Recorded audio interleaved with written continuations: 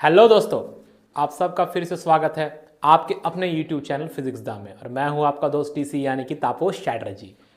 तो दोस्तों, आज हम लोग क्लास 12 फिजिक्स का वेव ऑप्टिक्स का एक बहुत ही इंपॉर्टेंट टॉपिक पढ़ेंगे, Young's double slit experiment. Young double slit experiment से बोर्ड में हर साल कुछ ना कुछ क्वेश्चन रहता ही है, कभी डेरिवेशन के फॉर्म में, कभी न्यूमेरिकल के फॉर्म में, कभी केस स्टडी के फॉर्म में। तो आप इस टॉपिक को बिल्कुल मिस नहीं कर सकते हैं। जो भी हमारे व्यूअर्स हैं, जो भी हमारे स्टूडेंट्स हैं जो इस बार 12th बोर्ड का एग्जाम देने जा रहे हैं, बहुत किसी का प्री बोर्ड का भी एग्जाम हो रहा होगा या होने वाला होगा, तो आप सब इस वीडियो को देखें और ज़्यादा से ज़्यादा अपने दोस्तों तक शेयर करें ताकि वो भी इसका फ़ायदा उठा सके और अपने एग्जाम में अच्छा परफॉर्म कर सके। तो चलिए, ज़्यादा इधर उधर की बातें नहीं करते हुए क्लास को स्टार्ट करते हैं। आज का topic Young's double slit experiment.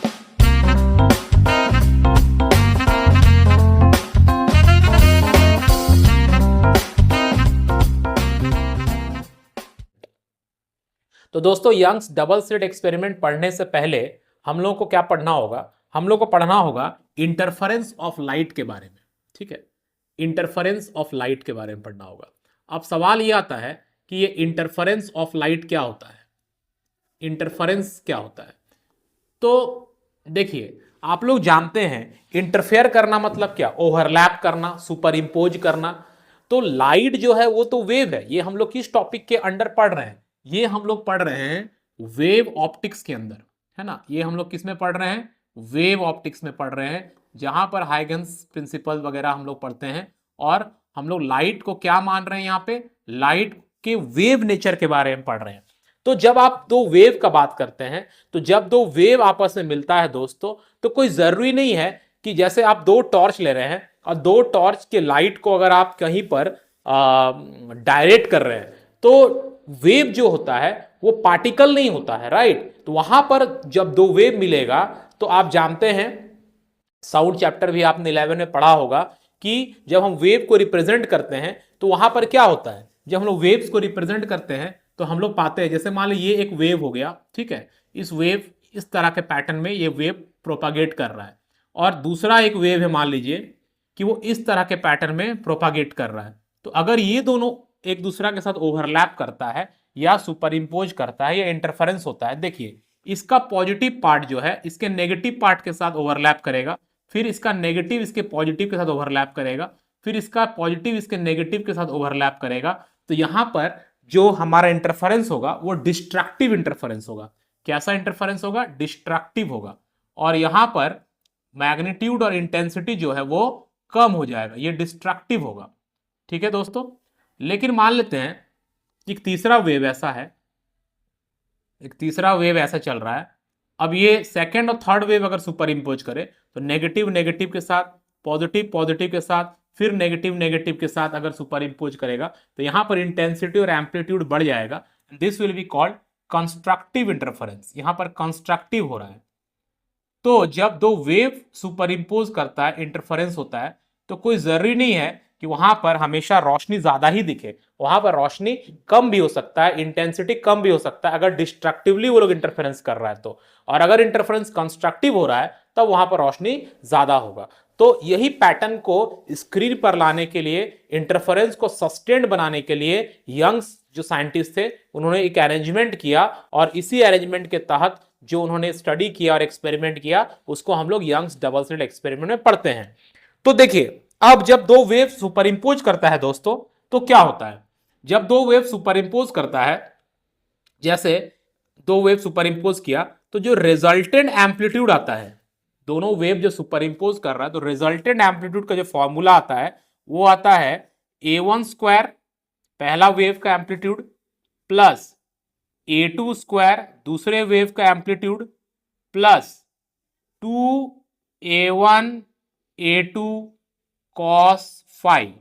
इसके डेरिवेशन पार्ट में हम नहीं जा रहे हैं, क्योंकि हम लोग जब simple harmonic motion of waves पढ़ते हैं क्लास 11th में, तभी हम लोग इसका डेरिवेशन कर लिए होते हैं। और ये बहुत सिंपल भी है कि दो वेव्स है, एक वेव का एम्पलीट्यूड है A1, दूसरे वेव का एम्पलीट्यूड है A2, और A जो है वो दोनों वेव के सुपर इंपोज करने से जो रिजल्टेंट वेव बना उसका एम्पलीट्यूड है। तो ये हो गया इसका फॉर्मूला। अगर इसी चीज को हम इंटेंसिटी के टर्म्स में लिखें तो आप याद रखिएगा कि इंटेंसिटी किसी भी चीज का, जो वेव का इंटेंसिटी होता है, लाइट का इंटेंसिटी होता है, इंटेंसिटी जो होता है दोस्तों वो डायरेक्टली प्रोपोर्शनल होता है एम्पलीट्यूड के स्क्वायर का।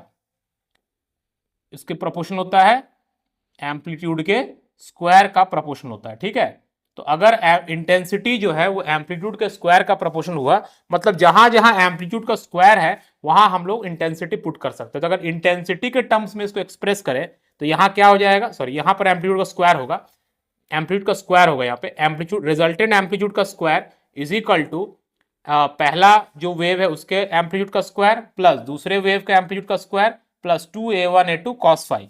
तो यहां पर भी एम्पलीट्यूड का स्क्वायर है तो यहां रिजल्टेंट का इंटेंसिटी आ जाएगा इक्वल टू पहले का एम्पलीट्यूड का स्क्वायर है तो यहां भी इंटेंसिटी ऑफ फर्स्ट वेव आ जाएगा plus intensity of second wave आ जाएगा प्लस यहां स्क्वायर नहीं है तो यहां क्या हो जाएगा 2√अंडर I1 I2 cos फाई। तो अगर आप इसको इंटेंसिटी के टर्म्स में यूज कर रहे हैं या इंटेंसिटी के टर्म्स में एक्सप्रेस कर रहे हैं तो ये एक्सप्रेशन यूज करना है, और अगर आप इसको एम्पलीट्यूड के टर्म्स में एक्सप्रेस कर रहे हैं तो आपको ये फॉर्मूला में एक्सप्रेस करना है। अब ये कंस्ट्रक्टिव डिस्ट्रक्टिव के लिए क्या कंडीशन होगा, तो हमको चाहिए एम्पलीट्यूड मैक्सिमम, दो वेव सुपर इंपोज या इंटरफेरेंस कर रहा है और एम्पलीट्यूड हम लोग चाहते हैं कि मैक्सिमम हो। तो बताइए कि एम्पलीट्यूड मैक्सिमम होने के लिए क्या करना पड़ेगा, क्या कंडीशन होना चाहिए, एम्पलीट्यूड मैक्सिमम हो इसका क्या कंडीशन होगा। तो फॉर्मूला था A square equal to A1 square plus A2 square plus 2a1a2 cos phi, 2a1a2 cos phi. यहां पे फाई क्या रिप्रेजेंट कर रहा है दोस्तों, फाई जो है यहां पे फाई जो है वो रिप्रेजेंट करता है phase difference between the two waves, phase difference between two waves, phase difference between two waves.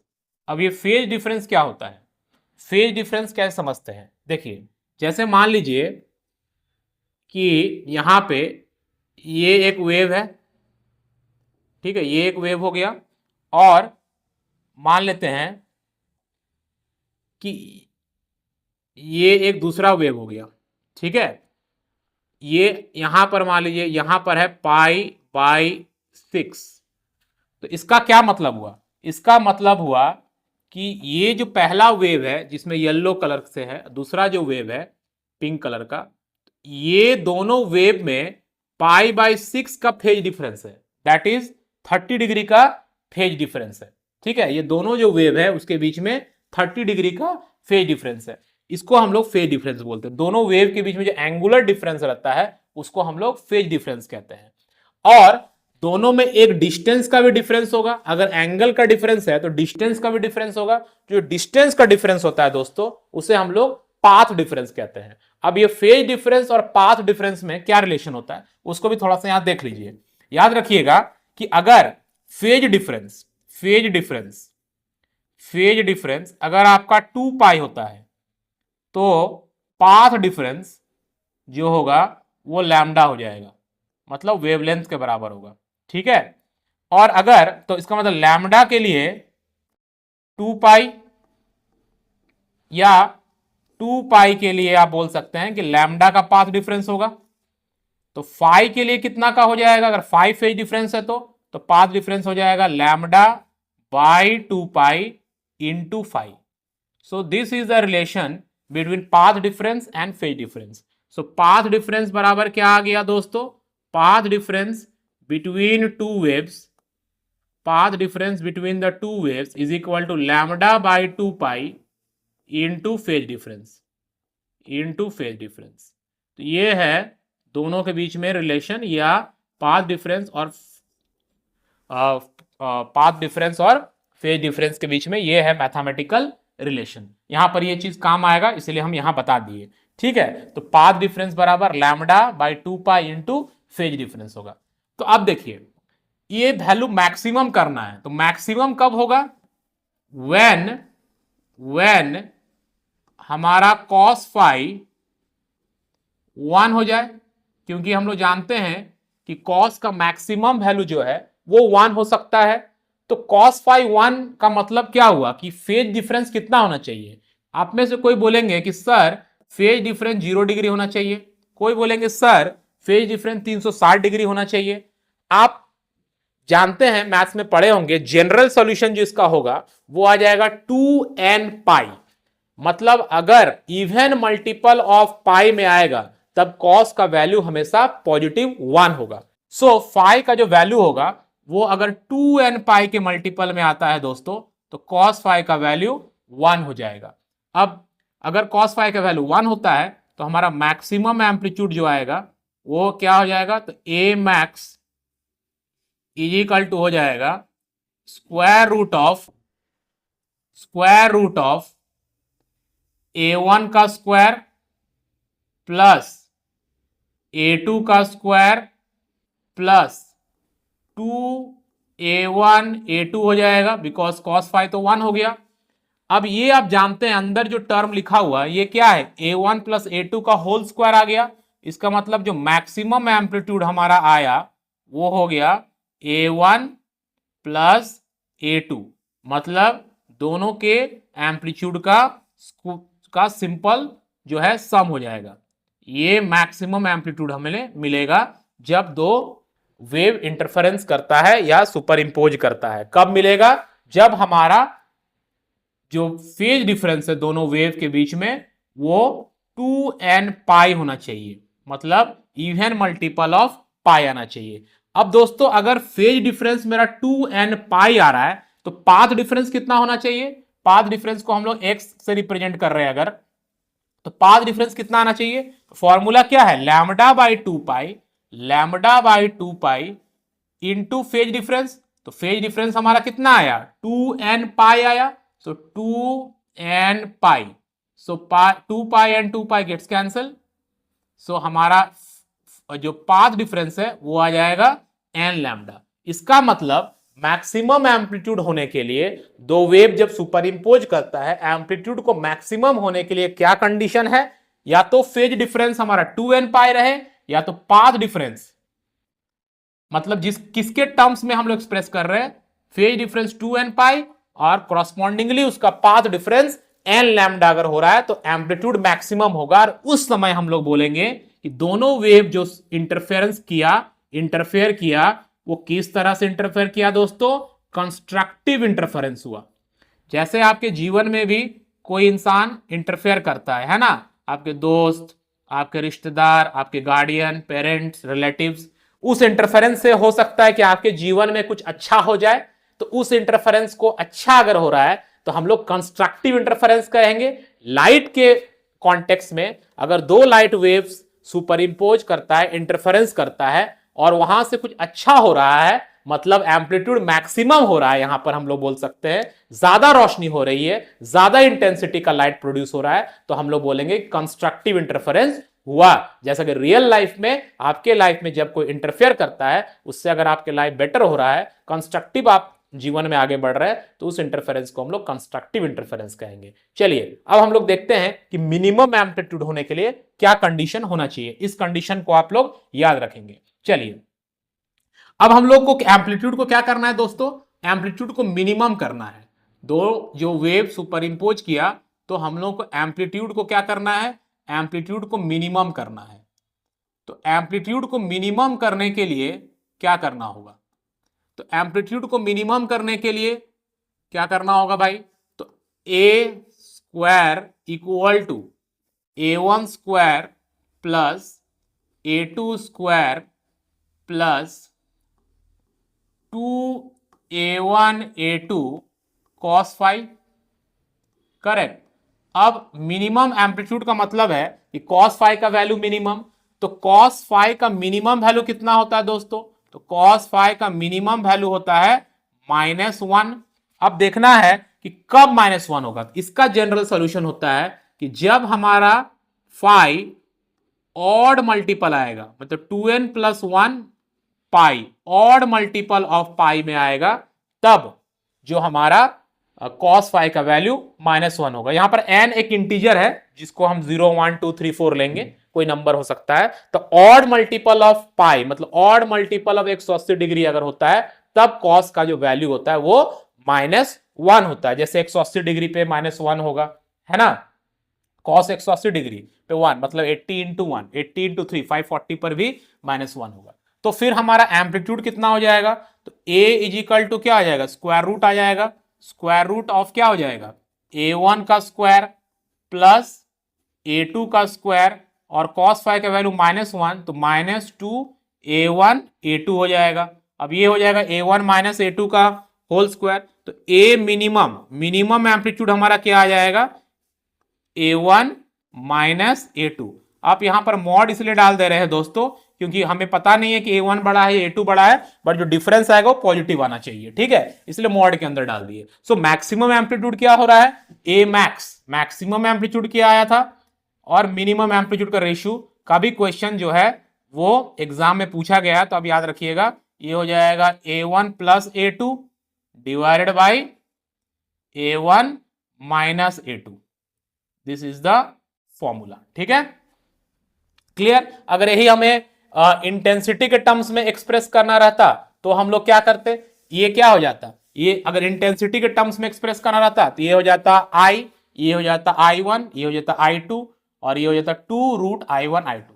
तो इसका मतलब अगर इंटेंसिटी के टर्म्स में हम लोग एक्सप्रेस करते तो मैक्सिमम इंटेंसिटी कितना आता, मैक्सिमम इंटेंसिटी आ जाता √I1 प्लस √I2 का होल स्क्वायर, है ना। और मिनिमम इंटेंसिटी कितना आता, आई मिनिमम कितना आ जाता दोस्तों, तो आई मिनिमम आ जाता √I1 माइनस √I2 का होल स्क्वायर। तो ये ध्यान रखना है, ठीक है, क्लियर हुआ, समझ में आया। जैसे इसको क्या लिखते हैं I1 I2 2√I1 I2, तो इसको लिख सकते हैं √I1 का होल स्क्वायर √I2 का होल स्क्वायर, तो ये आ जाता I1 प्लस I2 का होल स्क्वायर। तो ये हो गया आपका इस टाइप, इससे रिलेटेड क्वेश्चन पूछ सकता है, मैक्सिमम मिनिमम का रेशियो दे सकता है या मैक्सिमम मिनिमम दे देगा, a1 a2 निकालने देगा, तो इससे आप फॉर्मूला से बना सकते हैं। और यहां पर एम्पलीट्यूड कितना हो रहा है, मिनिमम हो रहा है कि मैक्सिमम, मिनिमम। इस कंडीशन में मिनिमम कब, जब हमारा फाई का वैल्यू ऑड मल्टीपल आ रहा है, किसका ऑड मल्टीपल आ रहा है, पाई का।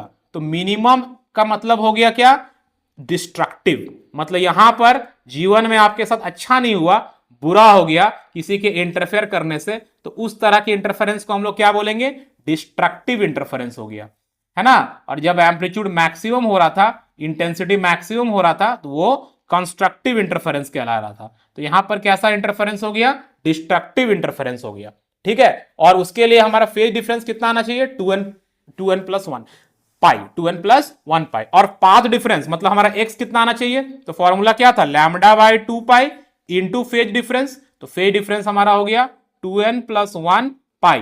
तो यहां पे आप चाहें तो पाई पाई काट दीजिए, पाई पाई काट दीजिए, तो आपके पास बच गया लैम्डा बाई 2n प्लस 1। ये होना चाहिए पाथ डिफरेंस डिस्ट्रक्टिव के लिए। तो आपको ये ध्यान में रखना है कि डिस्ट्रक्टिव के लिए हमारा पाथ डिफरेंस क्या है और डिस्ट्रक्टिव के लिए हमारा फेज डिफरेंस क्या है। तो ये आपका कॉन्सेप्ट क्लियर हुआ, तब हम लोग यंग्स डबल स्लिट एक्सपेरिमेंट में समझने के लिए आप आगे बढ़ सकते हैं, ठीक है। तो यंग्स डबल स्लिट एक्सपेरिमेंट में क्या होता है दोस्तों, चलिए उसको देखते हैं। तो सबसे पहले हमारे पास यंग डबल स्लिट एक्सपेरिमेंट का एक सेटअप होना चाहिए। तो यंग डबल स्लिट एक्सपेरिमेंट का सेटअप में क्या है, पहले हमारे पास एक स्क्रीन रहेगा। तो हमारे पास एक स्क्रीन आ गया और फिर क्या रहेगा, हमारे पास डबल स्लिट एक्सपेरिमेंट में 2 स्लिट चाहिए, 2 स्लिट मतलब जिसमें से लाइट पास हो सके, ठीक है। तो यहां पर एक स्लिट ले लिए और यहां पर एक स्लिट ले लिए, ठीक है, 2 स्लिट हो गया। उसके बाद हमें एक कोहेरेंट सोर्स ऑफ लाइट चाहिए। अब ये कोहेरेंट सोर्स ऑफ लाइट क्या होता है, ये कोहेरेंट सोर्स ऑफ लाइट के बारे में थोड़ा सा हमें जानकारी कर लेना होगा कि ये कोहेरेंट सोर्स ऑफ लाइट क्या होता है। कोहेरेंट सोर्स ऑफ लाइट, देखिए 2 लाइट सोर्स जिसमें से मान लीजिए ये एक सोर्स है S1 और ये एक लाइट का सोर्स है S2, ठीक है। अब इसमें से एक लाइट वेव आ रहा है, इसमें से एक लाइट वेव आ रहा है, तो दोनों का जो लैम्डा मतलब वेवलेंथ सेम होना चाहिए, एफ मतलब फ्रीक्वेंसी सेम होना चाहिए, फेज डिफरेंस भी सेम होना चाहिए, या अगर सेम नहीं है तो दोनों के बीच में फेज डिफरेंस जो है वो कांस्टेंट होना चाहिए, मतलब फेज डिफरेंस टाइम के साथ वेरी नहीं करना चाहिए। अगर ये पॉसिबल हो रहा है तब हम लोग बोलेंगे कि दो लाइट सोर्सेज जो है वो कोहेरेंट लाइट सोर्स है दोस्तों। मतलब वेवलेंथ भी सेम होना चाहिए, फ्रीक्वेंसी भी सेम होना चाहिए, फेज भी सेम होना चाहिए, या फेज जो डिफरेंस है वो कांस्टेंट होना चाहिए, तब हम लोग बोलेंगे कि दो लाइट सोर्स जो है वो कोहेरेंट है। बट प्रैक्टिकली ये संभव नहीं है दोस्तों कि दो लाइट सोर्स कोहेरेंट हो सके, बिकॉज कुछ ना कुछ डिफरेंस आ जाएगा दोनों लाइट सोर्स में। तो इसीलिए हम लोग को कोहेरेंट लाइट सोर्स बनाना पड़ेगा। कैसे बनाएंगे वो देखते हैं। चलिए, हमारे पास यहां पर एक लाइट सोर्स है, ठीक है, एक लाइट सोर्स हो गया एस, ठीक है, जिसमें से लाइट वेव्स निकल रहा है, इस तरह से लाइट वेव्स चल रहे हैं, आगे प्रोपागेट कर रहे हैं। अब ये लाइट वेव्स जब इन दोनों स्लिट के पास आएंगे, एक स्लिट है हमारा S1 और दूसरा स्लिट है हमारा S2, ये हो गया S1 और ये हो गया S2। अब यहां से जब ये बाहर निकलेंगे, ये लाइट जब बाहर निकलेंगे तो कैसा आपका एक्सपीरियंस होगा? आपका एक्सपीरियंस होगा कि यहां से एक लाइट आ रहा है, यहां से एक लाइट आ रहा है और दूसरा लाइट यहां से आ रहा है। मतलब ऐसा लग रहा है कि लाइट का दो अलग अलग सोर्स है और ये लाइट वेव्स एक दूसरा के साथ इंटरफेयर भी करेगा जब ये आगे फैलेगा। इसको आप ब्यूटीफुली समझ सकते हैं दोस्तों। आप दो कंकड़ या पत्थर ले लीजिए और उसको पानी में ड्रॉप कर दीजिए सामने सामने, तो दोनों से जो वेव बनेगा वो दोनों वेव का पैटर्न एक दूसरे के वेव को काटेगा, मतलब वहां पर इंटरफेरेंस ऑफ द वेव्स हो रहा है, ठीक है। तो इसी चीज को अगर हम लोग स्क्रीन पर देखें तो क्या होगा? चलिए, उससे पहले हम लोग कुछ और चीज कर लेते हैं। जैसे ये जो डिस्टेंस है स्लीट का प्लेन से लेके ये स्क्रीन के प्लेन तक, ये जो डिस्टेंस है, इस डिस्टेंस को हम लोग एक वैल्यू लेंगे, डी लेंगे, और ये हमारा स्क्रीन हो गया, ठीक है। तो ये हो गया हमारा स्क्रीन, ये हमारा स्क्रीन हो गया जिस पर हमको पैटर्न को देखना है, ठीक है।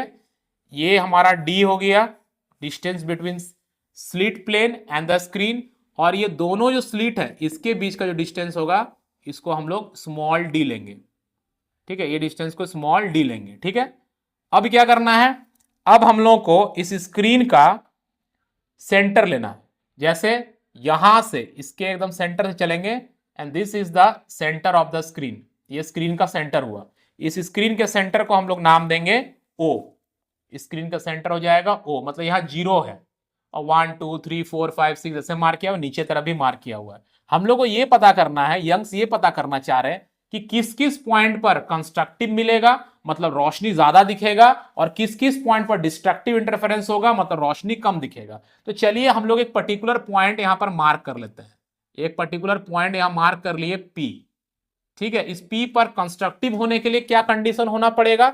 ये कोई एक nth पॉइंट है और वहां पर डिस्ट्रक्टिव होने के लिए क्या कंडीशन होना पड़ेगा? तो जो जहां जहां पर जिस जिस पॉइंट पर कंस्ट्रक्टिव वाला एक्सप्रेशन के अकॉर्डिंगली वैल्यू आएगा वहां वहां पर हमें कंस्ट्रक्टिव मिलेगा, और जहां जहां पर डिस्ट्रक्टिव के एक्सप्रेशन के अकॉर्डिंगली वैल्यू मिलेगा वहां वहां डिस्ट्रक्टिव मिलेगा, ठीक है। मतलब वहां वहां डार्क फ्रिंज बनेगा और जहां जहां कंस्ट्रक्टिव होगा वहां पर ब्राइट रोशनी ज्यादा दिखेगा। तो चलिए, तो मान लेते हैं हम लोग कि यहां से एक लाइट इस P पर गया और एक यहां से भी गया और P पे मीट किया, ठीक है। P पे मीट किया, ये P कहीं भी हो सकता है, जस्ट एक पॉइंट हम लोग लेके इसको, ये एक जनरल पॉइंट हो गया, हम लोग एक जनरल सॉल्यूशन निकालना चाह रहे हैं और फिर पर्टिकुलर पॉइंट्स को आइडेंटिफाई करेंगे, ठीक है। अब क्या करना है? अब एक चीज और कर लेना है इसमें, यहां से जस्ट एक इमेजिनरी लाइन बना लेना है ताकि यहां पर एक राइट एंगल ट्राइंगल दिखे हम लोग को। आपको दिख रहा होगा यहां पर एक राइट एंगल ट्राइंगल जैसा, ठीक है, एक राइट एंगल ट्राइंगल दिख रहा है, ये दिख रहा है, ये एक राइट एंगल ट्राइंगल और ये बड़ा वाला एक राइट एंगल ट्राइंगल। और O से जो डिस्टेंस लिया गया है P का, O से जो डिस्टेंस लिया गया है P का, ये जो डिस्टेंस है ये, this distance is Y, this या YL लिख सकते हैं बिकॉज P को एक nth पॉइंट है, ठीक है। तो देखिए ये वाला जो डिस्टेंस होगा दोस्तों, ये वाला, ये डिस्टेंस कितना हो जाएगा? ये डिस्टेंस आ जाएगा D/2, सिमिलरली ये डिस्टेंस भी हमारा हो जाएगा d/2, राइट। ये दोनों डिस्टेंस d/2 हो गया क्योंकि ये पूरा हमारा d था, है ना। अब चलिए, अगर हम लोग S1P का स्क्वायर करते हैं, S1P का स्क्वायर, S1P का स्क्वायर मतलब ये वाला, एक इस राइट एंगल ट्राइंगल का हाइपोटेनस है, तो S1P का स्क्वायर क्या हो जाएगा, दिस डिस्टेंस जो कि हमारा d है, ऑलरेडी हम लोग मार्क कर चुके हैं कि ये हमारा d है यहां से, है ना। ये डिस्टेंस जो था ये डिस्टेंस हमारा d है ना, यहां से यहां तक ये d है ना, ये डिस्टेंस d लिए हुए हैं, तो d स्क्वायर प्लस हमारा हाइट कितना होगा, ये हो जाएगा, ये कितना आ जाएगा, yn से अगर हम d/2 माइनस कर देंगे तो हमारा ये हाइट आ जाएगा, सो ये आ जाएगा yn माइनस d/2 का होल स्क्वायर, ये आ गया S1P का होल स्क्वायर। उसी तरह से दोस्तों S2P का होल स्क्वायर आप निकालिए कॉपी में, S2P का होल स्क्वायर क्या आ जाएगा, d स्क्वायर प्लस, आप देखिए d square S2P, d square plus this, तो ये कितना है, यहां से yn प्लस d/2, तो yn प्लस d/2 का होल स्क्वायर। अब हमें S2P स्क्वायर से S1P स्क्वायर को माइनस करना है, बिकॉज हम लोग क्या जानना चाहते हैं, हम लोग जानना चाहते हैं कि पाथ डिफरेंस कितना आएगा।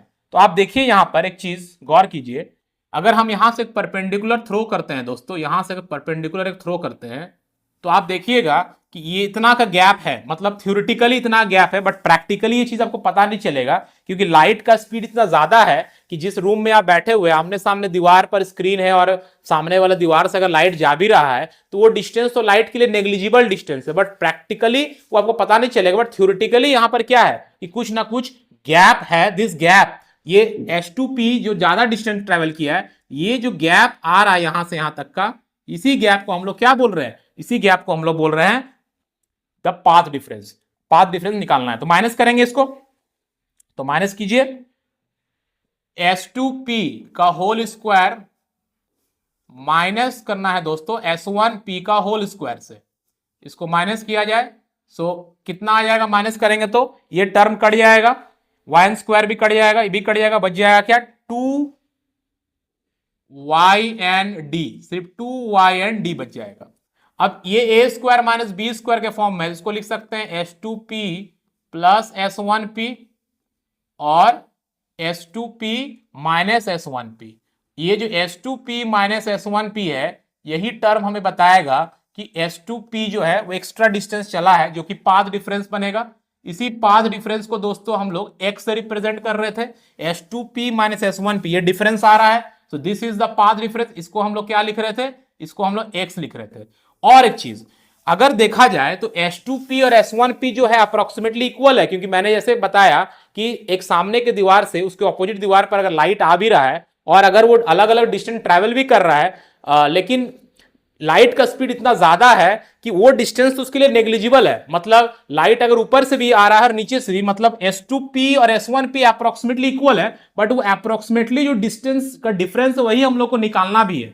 तो यहां पे हम लोग क्या कर सकते हैं, H2P एंड S1P जो है वो अप्रोक्सीमेटली इक्वल है, और किसके इक्वल होगा, स्लिट से लेके स्क्रीन का जो डिस्टेंस है उसी के इक्वल होगा। ये डिस्टेंस और ये डिस्टेंस लाइंस के लिए बराबर है, तो किसके इक्वल होगा, बस इस दोनों के, ये डिस्टेंस के बराबर होगा। So this will be approximately किसके इक्वल होगा, d के इक्वल हो जाएगा। जैसे आप लिमिट x टेंड्स टू 5 पढ़ रहे हैं, तो लिमिट x टेंड्स टू 5 का मतलब क्या है कि बिल्कुल 5 के इक्वल है, अप्रोक्सीमेटली इक्वल है, बट वो थोड़ा सा डिफरेंस है, वही थोड़ा सा डिफरेंस जो है उसको पाथ डिफरेंस कहते हैं, वही हमें कैलकुलेट करना है। सो यहां पे d प्लस d कितना हो जाएगा, 2d हो जाएगा दोस्तों, ये हो जाएगा x और इधर बच गया 2y एंड स्मॉल d मतलब दोनों स्लिट के बीच का जो विड्थ था, इसको स्लिट विड्थ कहते हैं, ठीक है। तो 2 और 2 कैंसिल हो जाएगा, ठीक है। तो यहां पर आ जाएगा dx बाई स्मॉल d, ये आ गया yn, मतलब उस p पॉइंट का जनरल फॉर्मूला। अब वो इस p पॉइंट पर कंस्ट्रक्टिव इंटरफेरेंस होगा कि डिस्ट्रक्टिव इंटरफेरेंस होगा, और कंस्ट्रक्टिव होगा तो इसका डिस्टेंस कितना होना चाहिए o से, और डिस्ट्रक्टिव होगा तो कितना डिस्टेंस होना चाहिए, कैसे कैलकुलेट करेंगे।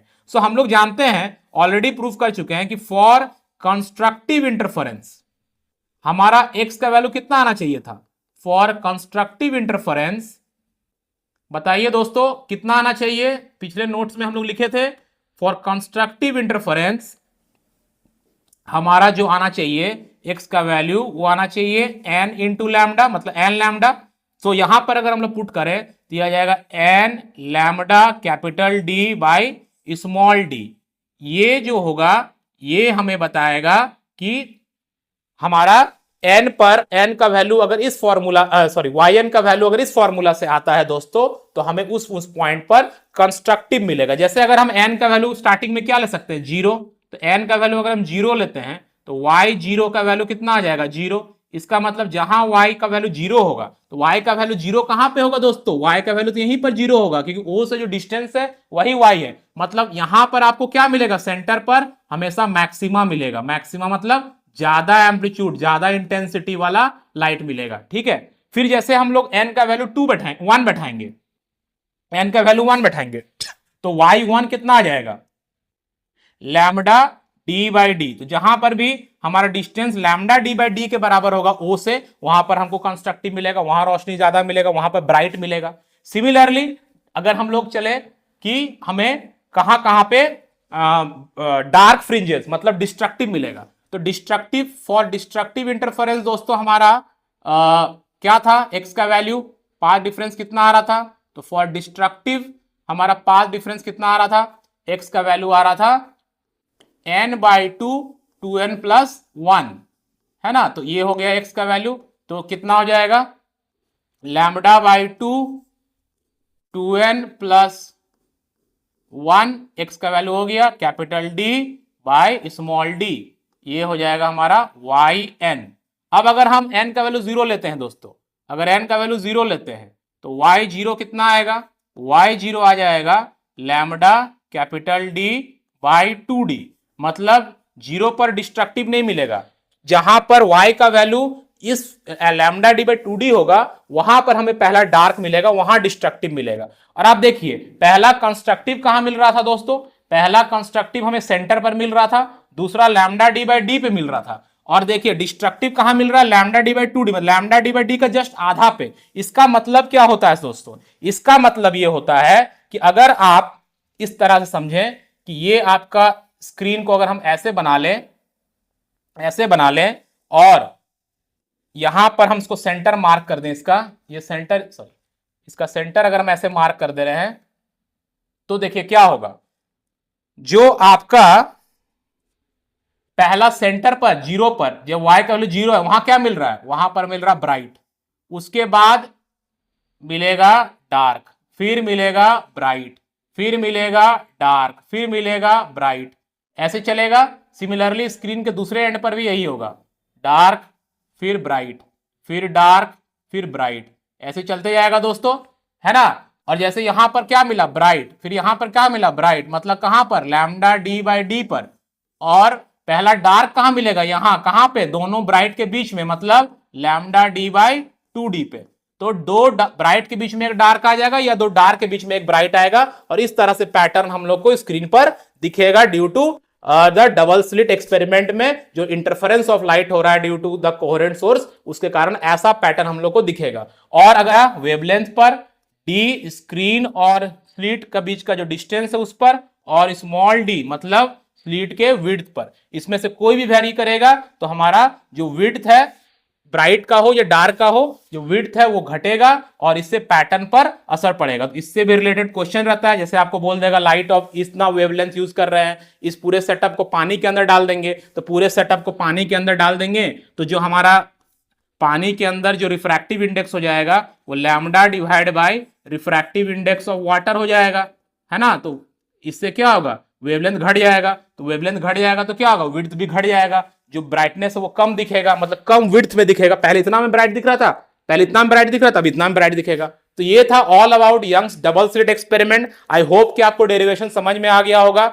डेरिवेशन को भी कीजिएगा और इससे रिलेटेड जो भी कॉन्सेप्चुअल क्वेश्चन है उसको कीजिएगा। एनसीईआरटी में देखिए क्वेश्चन है जिसमें डबल स्लिट एक्सपेरिमेंट को पानी के अंदर डाल दिया गया है, कभी स्लिट को दूर कर रहा है, कभी स्क्रीन को दूर कर रहा है, और उस पर क्या असर पड़ रहा है। व्हाइट लाइट को अगर यूज करेंगे हम, यहां पर जो लाइट यूज किया गया दोस्तों वो मोनोक्रोमैटिक लाइट यूज किया गया, ठीक है। मोनोक्रोमैटिक का मतलब क्या होता है, उसमें एक ही कलर है, लेकिन अगर हम व्हाइट लाइट यूज करें, इसमें सातों कलर होता है, तब इस पैटर्न पे क्या असर पड़ेगा। इससे रिलेटेड जो भी क्वेश्चन है उसको आप करें, सॉल्व करें। अगर आपको कहीं दिक्कत आता तो कमेंट में जरूर बताएं, हम लोग जरूर से रिप्लाई करेंगे। उसी तरह से दूसरे टॉपिक्स को भी जल्दी लेकर आएंगे और आपको प्रिपरेशन में जितना हो सकेगा उतना मदद किया जाएगा। थैंक यू, मिलते हैं नेक्स्ट वीडियो में।